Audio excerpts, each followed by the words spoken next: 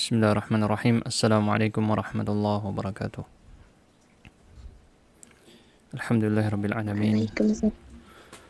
Alhamdulillahirabbil alamin wa bihi nasta'inu ala umuri dunya wa bihi nasta'inu ala umuri dunya waddin wassalatu wassalamu ala nabiyyina Muhammad wa ala alihi wa ashabihi ajma'in amma ba'd. Kita lanjutkan al-qira'ah ala hadzal kitab al-khulasah fi fatawa wa ahkam Ramadan. Kita lanjutkan sampai pada materi kelima. Sebentar, ada gangguan sedikit. Kita sampai pada bab kelima ya. Khamisan ruknul imsak. Khamisan ruknul imsak. Tentang rukun imsak. Imsak sudah kita artikan sebelumnya, yaitu sebagai kegiatan diri menahan. Menahan dari apa? Dari pembatal-pembatal. Wa ma yalhaquhu min masailil muftirat. Dan apapun yang berkaitan atau yang digandengkan dengannya dari perkara-perkara pembatal puasa. Yang pertama di sini al-masailul muta'alliqatu bisyahwati, yang berkaitan dengan syahwat dulu. Ya, awalan al-jima' wa ma yata'allaqu bihi. Yang pertama adalah tentang jima' dan apa yang berkaitan dengannya. Jelas ya di sini ya. Al-jima'u wa huwa ilaju dzakari fil farji walau lam yunzil. Wa huwa a'zamul muftirat. Jima' dan dia adalah definisinya ilaju dzakar, masuknya kelamin laki-laki di dalam kelamin perempuan walaupun tidak keluar mani. Ini catatan penting di kata-kata walau lam yunzil, sekalipun tidak keluar mani. Ini penting untuk diketahui sebagai hukum fikih. Wa huwa a'zamul muftirat, dan dia adalah pembatal puasa terbesar. Wa akbaruha ithman, dan yang paling besar dosanya.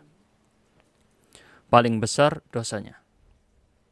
Li hadithi Abi Hurairah, berdasarkan hadisnya Abu Hurairah, yang mana nanti kita lihat ini ada di footnote nomor 74 ya.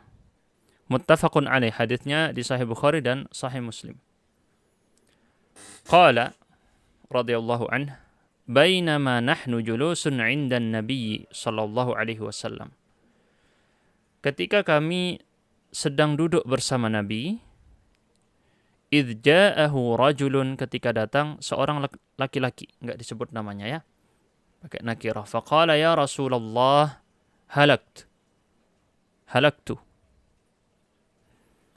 Wahai Rasulullah, aku telah binasa, telah rusak, telah hancur. Qala malak, ada apa denganmu? Wa fi lafdhi Muslimin, dalam lafadznya Imam Muslim. Kalau disebut ini untuk yang belum terbiasa dengan gaya bahasa ulama hadis ya. Kalau ulama hadis bilang wa fi lafdhi dan dalam lafadz Muslim, berarti kan tadi memang riwayatnya di Sahih Bukhari dan Sahih Muslim. Ya berarti di sini yang punyanya Muslim lafadznya berbeda. Lafadznya Bukhari pakai malaka, lafadznya Imam Muslim ma ahlakaka.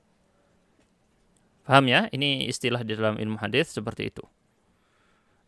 Lafadznya Imam Bukhari malak, ada apa denganmu? Lafadznya Imam Muslim wa ma ahlakak, apa yang membuatmu hancur, apa yang membuatmu binasa.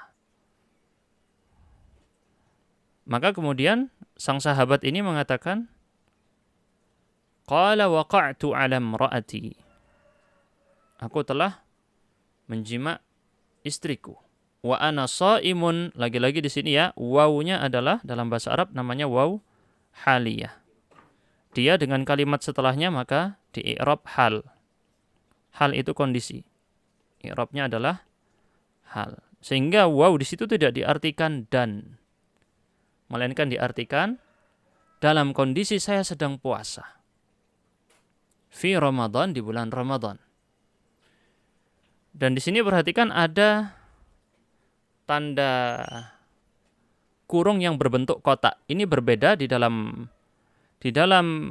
tanda baca tanda kurung berbentuk kotak ini adalah sesuatu yang diselipkan. Baik itu dari penjelasan penulis, atau mungkin diambil dari lafadz hadis yang lain, yang riwayat lain. Paham ya? Itu kan ada tanda kurung bentuk kotak kayak gitu. Itu kebiasaannya para penulis zaman sekarang begitu. Dengan memasukkan tanda kurung kotak, bisa jadi itu tidak ada di lafadz yang Bukhari atau yang Muslim atau salah satunya, atau tidak ada di dua-duanya tapi didatangkan dari riwayat yang lain, atau dalam rangka untuk menjelaskan. Jelas ya? Kalau yang tanda kurungnya melengkung seperti ini untuk tanda petik. Gantinya tanda petik. Yang bentuk dua itu ya. Kalau pakai dua tanda kurung itu pengganti dari tanda petik. Kalau tanda kurungnya satu saja, itu penjelasan. Atau bermakna pilihan atau. Faqala Rasulullah sallallahu alaihi wasallam, hal tajitu raqabatan ta'tiquha. Apakah kamu mendapati raqabah? Raqabah itu arti aslinya leher. Raqabah itu arti aslinya leher. Karena memang di masa itu budak-budak itu ibaratnya lehernya itu ya seperti dipegang sama kayak di tali gitu ya, atau di rantai. Yang dimaksud adalah ya nggak semua budak di rantai seperti itu ya. Yang dimaksud di sini adalah budak. Apakah kamu mendapatkan seorang budak dan walaupun dia tak merbutah, yang dimaksud bukan hanya perempuan, tapi raqabah itu satu leher. Menunjukkan satu. Satu leher maksudnya satu budak. Mau laki-laki atau perempuan sama saja. Ta'tiquha, engkau bebaskan leher tersebut. Maksudnya budak. Qala la. Dia bilang sahabat ini, saya enggak nemu budak. Atau dia enggak punya uang buat bebaskan budak. Enggak mampu. Qala fahal tastati'u an tasuma syahraini mutatabi'ain. Kemudian Rasul mengatakan kepada sahabat ini, apakah kamu bisa berpuasa 2 bulan berturut-turut? Mutatabi'ain ini harus berturut-turut, nggak boleh diputus tengah-tengah. Kalau putus tengah-tengah, puasanya ngulang lagi, dari 0. Ya, misal dia puasa 1 bulan, terus keputus 1 hari, ngulangi lagi. Harus puasa 2 bulan berturut-turut. Qala la, maksudnya la astati'. Saya nggak bisa. Sahabat tadi bilang gitu ya. Maka Rasul mengatakan, fahal tajidu it'ama sittina miskinan. Apakah kamu bisa memberi makan 60 orang miskin? 60 orang miskin ini kan gantinya hitungan berapa? 60 hari tadi. Qala la ajid. Sahabat ini bilang, saya nggak punya, nggak bisa saya memberi makan 60 orang miskin. Jadi di situ Rasul ngasih pilihan semua untuk menebus dosa dia. Dosa yaitu dia menjima istrinya di sedang puasa bulan Ramadan. Pertama harus apa tadi? Membebaskan budak. Kalau enggak nemu maka puasa 2 bulan. Kalau enggak bisa maka memberi makan 60 orang miskin. Qala ijlis. Rasul memerintahkan suruh duduk. Fajalas. Maka dia duduk. Famakatha 'indan Nabi sallallahu alaihi wasallam, dia menunggu di sisi Nabi. Fabainama nahnu ala dzalika utiyan Nabi sallallahu alaihi wasallam bi'ariqin fihi tamrun. Ketika itu Nabi diberi atau dibawakan kepada beliau satu arik. Arik itu al-miktal atau al-maktal ad-dakhm. Ini antara al-maktal ya, lebih tepatnya. Kayaknya al-maktal ini. Al-maktal ad-dakhm. Pokoknya kalau di bahasa sekarang ya satu sak, satu karung gitu ya. Wadah yang dia itu ya di dalamnya berisi kurma. Satu sak karung, dakhm. Wa huwa zambil. Zambil itu ya dibahasakan ya karung lah istilahnya zaman sekarang ya. Mungkin kayak gitu kira-kira artinya. Kita artikan mungkin di sini. Ya, miktal ya, bukan maktal. Saya salah tadi. Betul yang pertama saya bilang miktal bacanya. Saya cek di kamus, yang benar miktal. Al-ariqu adalah al-miktal ad-dakhm, yaitu zambil. Zambil itu adalah semacam wadah atau istilahnya karung. Gitu ya.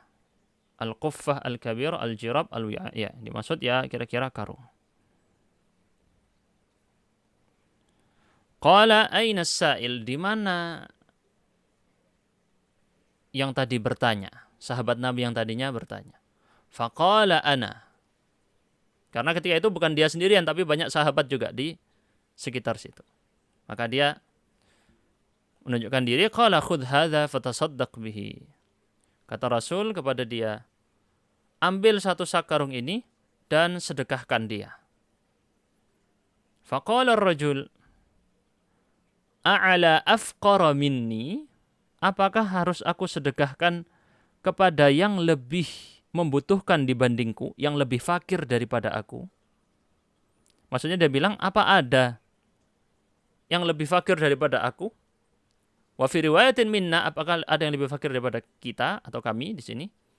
Ya Rasulullah, fa wallahi, demi Allah, ma baina labataiha, tidak ada di antara dua bukitnya Madinah ya. Dan Labah itu sebenarnya bukit, bukan sekedar bukit biasa, tapi bukit berupa batu-batu besar yang berwarna hitam seperti gosong. Itu Labah. Yuridu al-harrataini. Jadi dia bukan sekedar bukit biasa. Bukit yang gosong. Batu-batu hitam.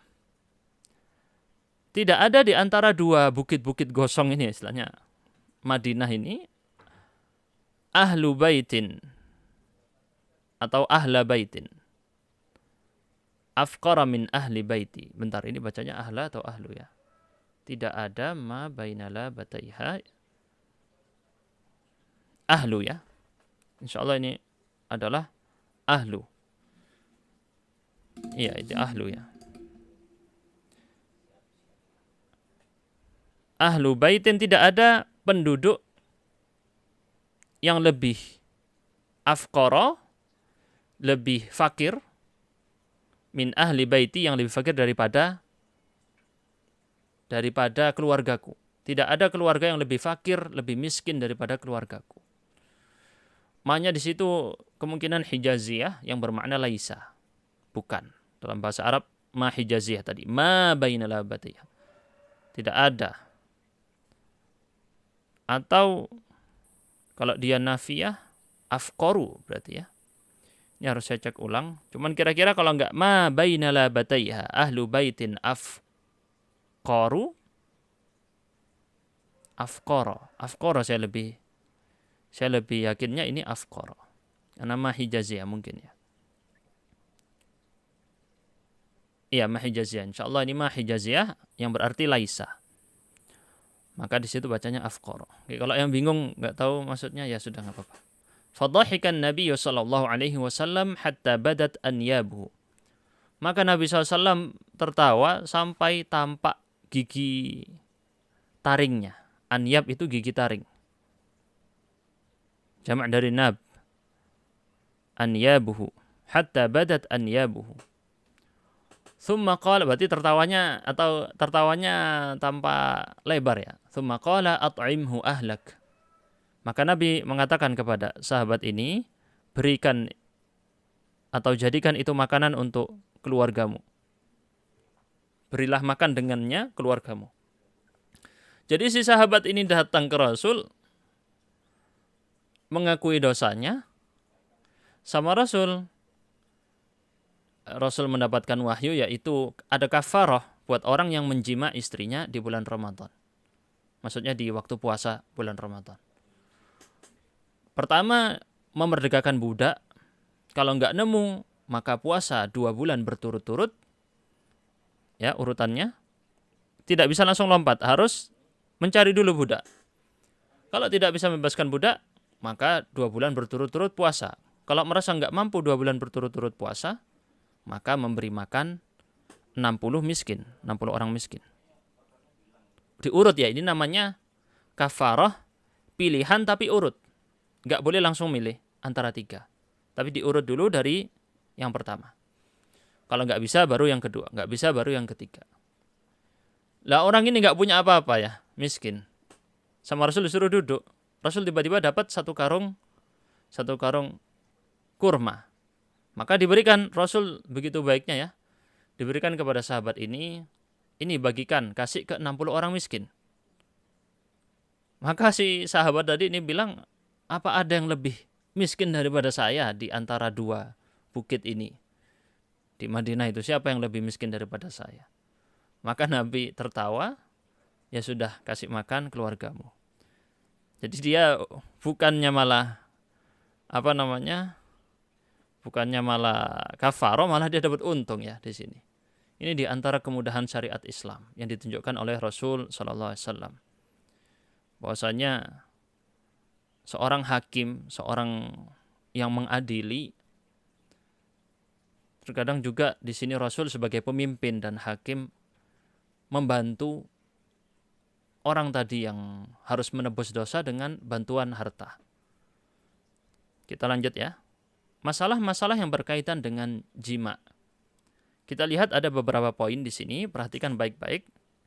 Poin pertama, yatarattab 'alal jima'i fi nahari Ramadhan li ghairi sahibi 'udhrin. Yatarattab itu adalah dampak yang muncul gitu ya kalau dibahasakan ya.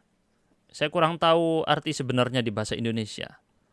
Ini saya artikannya dari kebiasaan di bahasa Arab atau dari kamus Arab ke Arab dan yang sering saya dengar dari guru-guru orang Arab. Kalau arti di bahasa Indonesianya kurang tahu saya yang lebih tepat apa, bisa dicari sendiri ya. Ya tarattab 'alal jima', sesuatu yang dia itu muncul akibat dari, gitu ya kalau diartikan. Sesuatu yang dia muncul terdampak dari jima' di siangnya Ramadan li ghairi sahibi 'udhrin, selain orang yang memiliki uzur, memiliki alasan yang diakui oleh syariat. Apa saja? Pertama, fasadus saum, puasanya batal, rusak. Wujubul imsak baqiyatal yaum, dia harus melanjutkan imsak, nggak boleh dilanjutkan lagi, nggak boleh dia malah lanjut membatalkan puasanya, harus tetap lanjut, sisanya dijaga dirinya dari pembatal lagi. Yang ketiga, qada'u dzalikal yaum, dia harus mengganti hari itu dengan hari lain puasanya. Keempat, al-itsm, dosa. Kelima, al-kafarah, penebus dosa. Jadi kafarah di sini yang akan menebus dosa yang dia peroleh karena melakukan dosa jima di bulan Ramadan di siang harinya. Siang hari yang dimaksud nggak harus nunggu zuhur ya. Sudah kita jelaskan sebelum-sebelumnya. Wal kafaratu 'ala tartib idqu raqabah. Penebusnya secara urut. Kalau sudah disebut at-tartib berarti harus urut. Enggak boleh langsung milih. Idqu raqabah, membebaskan budak. Kalau didapati dia orangnya punya kemampuan secara harta, membebaskan budak ya bebaskan budak. Oh, zaman sekarang enggak ada. Ya sudah kalau enggak ada. Alhamdulillah kalau enggak ada ya. Kalau misalnya ada budak dan budak hanya ada ketika terjadi perang. Kalau nggak ada perang, nggak ada budak.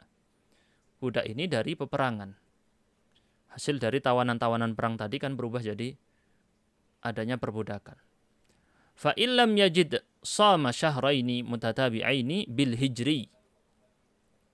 Kalau dia tidak menemukan budak, maka dia berpuasa 2 bulan berturut-turut dengan patokan kalender hijriyah, bukan Masehi.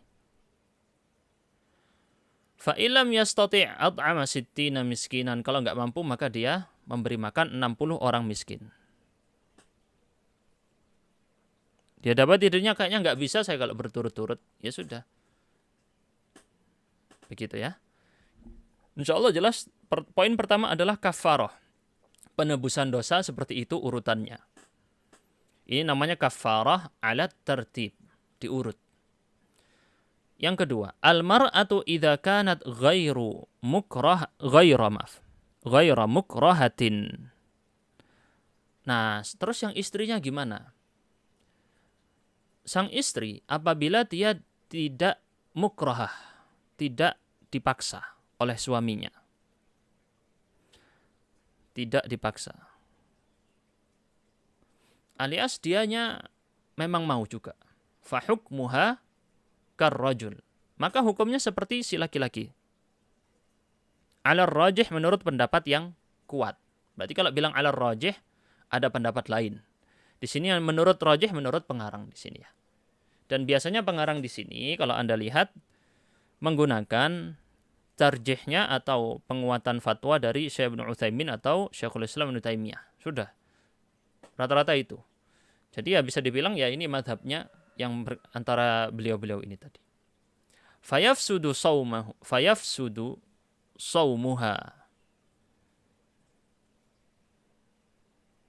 Ya, fayafsudu saumuha. Atau fayafsuda saumuha. Fayafsuda saumuha. Fa-nya sababiyah. Maka puasanya batal si perempuan tadi. Wa 'alaihal qada, wajib bagi dia mengganti. Wal kafara, wajib kafara penebusan dosa. Wat taubah, dan bertaubat. Wal imsak baqiyatal yaum, dan dia harus imsak, terus melanjutkan puasa di sisa harinya. Berarti dia juga ada kafarahnya ya, menurut pendapat ini. Menurut pendapat ini ada kafarahnya juga. Ada pendapat lain juga di sini. Kita lanjutkan. Poin ketiga, al-jima'u dunal farji. Bagaimana kalau terjadinya jima' tadi tapi tidak pada kelamin perempuan? Alias tidak terjadi yang namanya pertemuan kelamin. Jadi tidak terjadi hal tersebut, hanya jima' selain itu.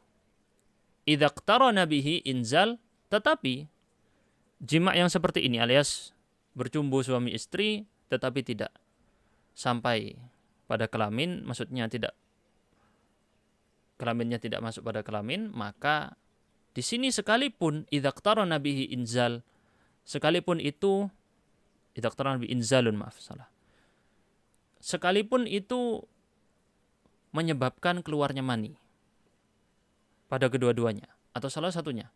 Fi nahari Ramadan, di siang hari Ramadan, yufsidus sauma faqat. Perkara ini membatalkan puasanya saja. Wa alaihil qada, dan dia harus mengganti, wa taubah, dan bertaubat, wa laisa alaihi kafarah, tidak ada kafarah, tidak ada penebusan dosa. Tidak ada kafarah ala rajih menurut pendapat yang kuat. Kenapa kok bisa begitu? Karena di dalam poin barusan, al-jima' dunal farji idza iqtarana bihi inzal, persetubuhan yang tidak pada kelamin dan dia itu ada keluar mani.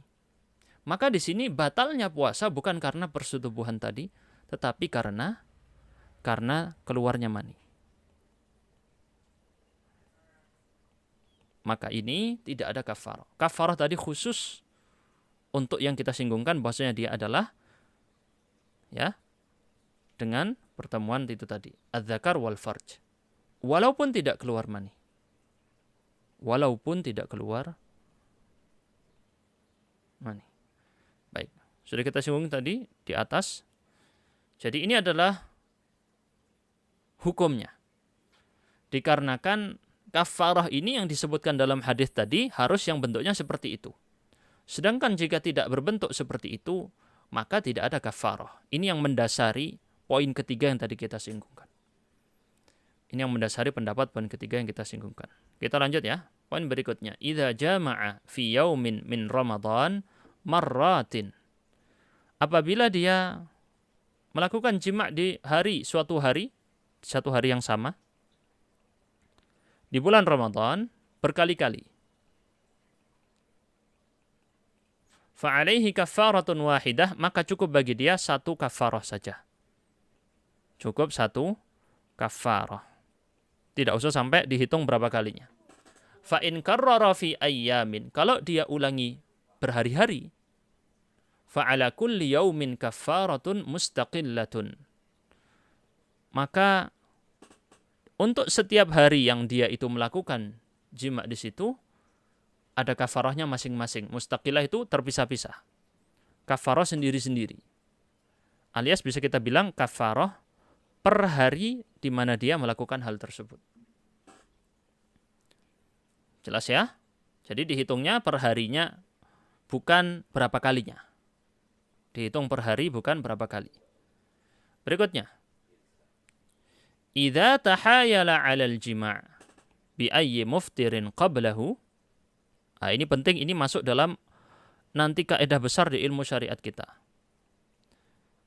Apabila melakukan tipu daya alias melakukan trik tipu daya.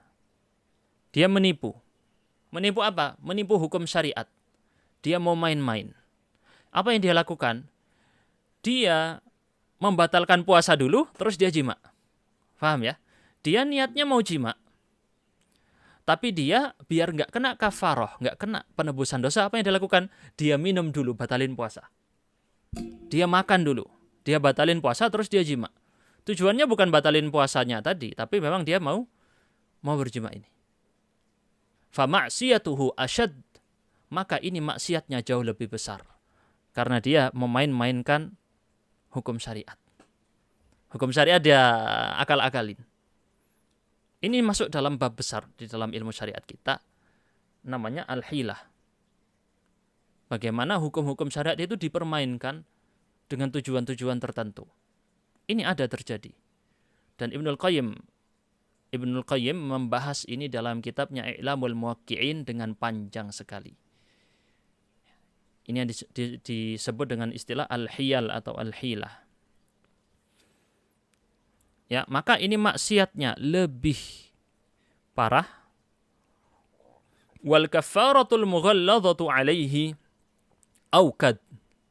Kafarah yang berat tadi itu lebih yakin untuk dikenakan kepada dia. Wa hilatuhu wabalun alaihi. Dan hilahnya dia. Hilah itu tipuan yang dia lakukan ini adalah kecelakaan untuk dia sendiri. Alias jadi dosa yang berat bagi dia. Ini hati-hati ya dalam masalah membuat tipuan tadi. Oh kan yang dilarang jimaknya, ya sudah. Biar nggak kena kafarah, batalkan puasa dulu dia. Maka ini tidak boleh. Ini malah dosanya lebih besar dibandingkan yang berjima. Berikutnya ya. Poin yang terakhir di pembahasan ini tentang jima. Idza dakhala al-fajru wa huwa mujami'un. Kalau masuk waktu fajar dan dia dalam kondisi berjima. Jadi dia sedang berjima, tiba-tiba masuk waktu fajar, waktu subuh. Wajib alaihi naz'u, wajib bagi dia untuk langsung melepas kelaminnya tadi. Fauran, langsung. Gak boleh ditunda-tunda. Faur itu langsung. Dia langsung tahu masuk waktu fajar, langsung berhenti. Waqtalafu hal alaihi al-qada'u amil qada'u wal kaffar. Maka para ulama berselisih, apakah dia itu orang yang melakukan seperti ini tadi? Ya. Yang masuk waktu fajar dan dia masih dalam kondisi berjima, apakah bagi dia itu harus melakukan qada', mengganti dengan hari yang lain, atau dia harus mengganti ditambah kafarah? Kafarah yang tadi kita sebut ya. Apakah dia sudah dikategorikan berjima di puasa Ramadan atau tidak? Ada perselisihan di sini. Warajjaha Ibnu Taimiyah annahu laisa alaihi syai'. Ibnu Taimiyah berpandangan bahwasanya dia tidak kena apa-apa malah. Tidak qada, tidak pula kafarah di sini.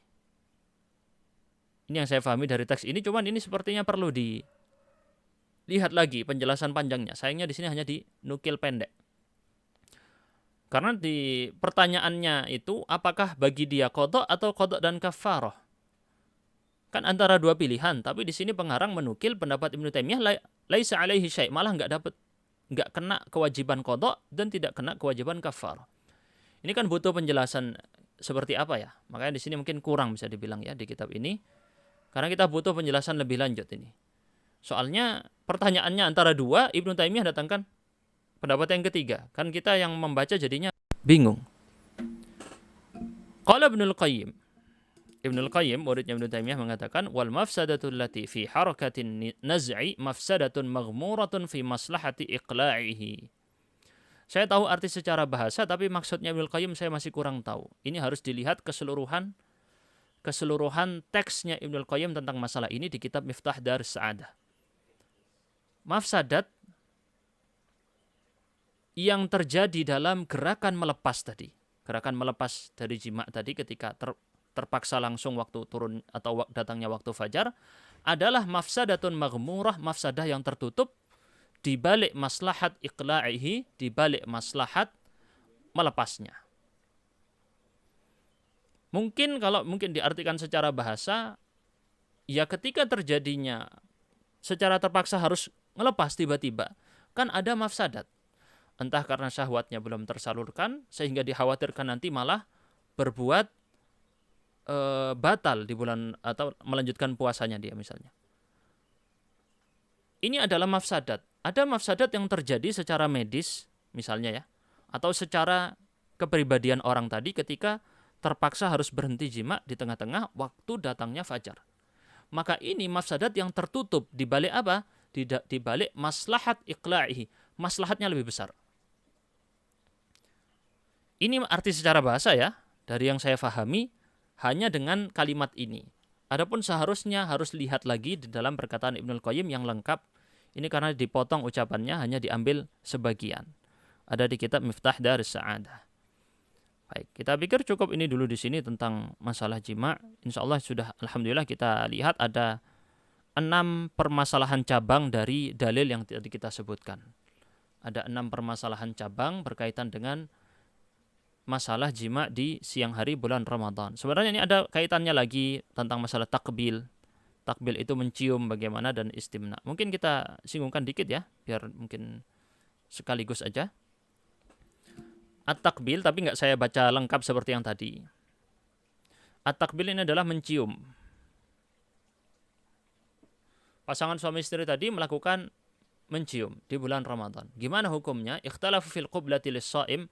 Ada perselisihan masalah mencium bagi orang yang berpuasa. Faminhum man ajazaha. Pendapat pertama ada yang membolehkan. Wa minhum man karihaha. Pendapat yang kedua adalah makruh. Bagi yang masih muda dan membolehkan bagi yang sudah tua. Jadi dia pakai 2 hukum. Bisa makruh, bisa boleh, tergantung usianya. Yang ketiga, pendapat yang mutlak makruh. Mutlak makruh. Tidak ada yang sampai haram di sini ya. Faman rakhasa fihi, maka barang siapa, kecuali nanti makruh ada 2 makruh ya, makruh litanzih, makruh li tahrim atau karahat tahrim, karahat tanzih. Ada 2 versi makruh ya. Makruh yang parah sekali dan makruh yang untuk mencegah atau istilahnya menjauhkan orang dari sesuatu yang dianggap tidak baik. Baik. Adapun orang yang memberi rukhsah, rakhasa fiha, berarti memberikan hukum boleh mencium antara suami dan istri di bulan Ramadan siang hari. Adalah riwayat dari hadis Aisyah wa Ummi Salamah. Anna Nabiy sallallahu alaihi wasallam kana yuqabbilu wa huwa shaim. Nabi itu mencium sementara beliau dalam kondisi shaim, berpuasa. Wa huwa shaim, lagi-lagi kalimat haliyah, i'rabnya hal. Adapun mereka yang berpendapat makruh, falima yad'u ilaihi minal wiqa'. Kenapa kok berpendapat makruh? Karena ini dapat memicu terjadinya jima'. Wiqa' itu jima'. Memicu terjadinya jima', alias menjadi perantara untuk itu. Dan jima' tadi kita sudah ketahui pembatal terbesar dan dosanya paling besar dibandingkan pembatal-pembatal lain. Maka di sini kita lihat ada picuan yang diakibatkan oleh mencium. Jelas ya? Baik. Jadi di sini dibolehkan. Bahkan perkataan Syekh bin Baz rahimahullah berikutnya adalah boleh bukan hanya mencium tetapi juga muda'abah dan mubasyarah. Muda'abah dan mubasyarah itu adalah bercumbu. Selain jima', maksudnya selain kelamin bertemu kelamin. Ini yang disebutkan oleh Syekh bin Baz. Ya. Karena Rasul SAW diriwayatkan beliau juga yubashir. Yubashir tadi bercumbu. Rasul pernah bercumbu dengan istrinya di bulan Ramadan atau mencium juga. Yang penting tidak kelamin bertemu kelamin. Jelas ya? Fa in amna, tetapi kalau hal ini tadi percumbuan menyebabkan keluar mani, maka harus imsak dan qadha tapi tidak ada kafarah. Perhatikan hukumnya ya. Maka dia harus imsak itu tidak boleh atau disuruh melanjutkan puasa tetap, wal qadha mengganti puasa tadi tapi tidak ada kafarah. Ini menurut mayoritas ahli ilmu, mayoritas ulama. Adapun keluarnya madhi adalah cairan yang dia itu tidak kental tapi cair dan keluar ketika bangkit syahwat. Dan tidak terasa. Kalau mani ini keluarnya terasa. Maka fala yafsudu bihi shaum, maka puasa tidak batal dengan keluarnya madhi fi asahhi qaulayil ulama. Dalam pendapat yang paling kuat di antara dua pendapat ulama. Syekh bin Baz selalu membahasakan dengan bahasa seperti ini. Ketika ada dua pendapat besar, beliau akan menyebutkan mana yang menurut beliau lebih kuat dan hanya menyebutkan dengan kata-kata barusan seperti itu untuk memudahkan orang. Untuk memudahkan orang mengambil kepada apa yang beliau kuatkan. Dan itu memang diantara adab seorang mufti. Adab seorang yang memberi fatwa seperti itu. Tidak membuat bingung orang yang bertanya. Orang bertanya pengen tahu, saya harus ngapain? Kalau dikasih tahu, ada 7 pendapat. Bingung. Nanti malah jadikan permainan. Alias orangnya tadi, oh saya mau ambil yang paling enak buat saya. Adapun seorang mufti, dia memfatwakan dengan apa yang dia pandang itu paling aman, paling sesuai menurut yang dia yakini dari kemampuan ilmu dia yang dia punya, dan karena dia sudah memiliki syarat fatwa, syarat untuk berfatwa dia sudah punya. Tinggal dia adalah memilih pendapat yang paling sesuai dengan yang tampak bagi dia dan paling mendekati ketakwaan, paling berhati-hati. Maka tidak membatalkan puasa. Madhi tidak membatalkan puasa. Kenapa? Karena memang tidak ada dalil satupun yang menyatakan bahwa keluarnya madhi membatalkan puasa, tidak ada. Maka dikembalikan ke hukum asal. Itu Syekh bin Baz ini saya bahasakan maksud beliau penjelasan setelahnya. Li'annal asla as-salama wa adamu butlanis shaum. Maksud hukum asalnya madhi ini ya tidak ada penjelasan. Kalau tidak ada penjelasan, hukum asalnya adalah tetap sah puasanya. Apalagi li'annahu yashuqqut taharruzu minhu, karena sulit untuk menjaga agar tidak keluar madhi. Itu sangat-sangat sulit, nggak bisa. Seperti kita bilang tadi, madhi itu ketika dia keluar nggak kerasa, tahu-tahu sudah basah. Berbeda dengan mani. Jelas di sini ya, hukum-hukumnya. Butuh ini, memahaminya butuh mikir keras ya. Baik. Adapun penjelasan Syekh bin Utsaimin yang dilanjutannya itu adalah menjelaskan kenapa lebih baik adalah seorang yang berpuasa tidak melakukan hal-hal tadi. Apabila dia takut pada dirinya keluar mani atau dia itu malah kemudian berjima. Ya ini karena untuk menutup pintu celah dalam syariat. Ini dalam kaidah disebut dengan saddan lidzari'ah. Sadduz dzari'ah adalah bagian besar di dalam agama kita. Saddan lidzari'ah, untuk menutup celah. Ada celah tadi, orang tadi ada kemungkinan dia jadi berjima, ditutuplah pintu celah tadi. Ya wis, lebih baik tidak usah bercumbu. Terutama bagi yang takut dirinya itu tadi melakukan jima atau takut bagi dirinya itu keluar mani. Maka tutuplah pintu ini. Ini namanya saddan lidzari'ah. Hukum aslinya boleh. Syekh bin Utsaimin berpendapat ya hukum aslinya boleh. Tetapi ini bisa menjadi haram karena dia bisa mengarahkan kepada yang haram. Ketika dia bisa mengarahkan kepada yang haram, maka pintunya harus ditutup. Dia dianggap haram juga. Fa inna taqbila wa nahwahu yahrumu hina idzin saddan lidzari'ah. Karena memang mazhab Hambali, mazhabnya Syekh bin Utsaimin, berpegang dengan sadduz dzari'ah, menutup pintu celah, biasa disebut tindakan preventif. maka dia jadi haram, padahal dia nggak haram. Kenapa kok bisa jadi haram? Karena mengantarkan kepada yang haram. Maka ditutup pintunya. Begitu ya. Baik. Ada 2 poin lagi terakhir ini sebelum kita tutup materi tentang fatwa ini karena berkaitan masih. Al-istimna. Al-istimna adalah memaksa keluarnya mani. Pemaksaan keluarnya mani. Ya dengan disebut istilah-istilah apa sekarang oleh kedokteran atau ilmu biologi. Memaksa keluarnya mani di bulan Ramadan ataupun di selain bulan Ramadan, hukum aslinya adalah haram, tidak boleh. La yajuzu fi'luhu, tidak boleh dilakukan. Dalilnya itu di surat Al-Ma'arij 29 sampai 31. Di mana yang lafadz ini ya, faman ibtagha wara'a dzalika faulaika humul adun. Barang siapa yang mencari selain dari menggauli istri ataupun budak, maka dia telah digolongkan sebagai orang yang melewati batas.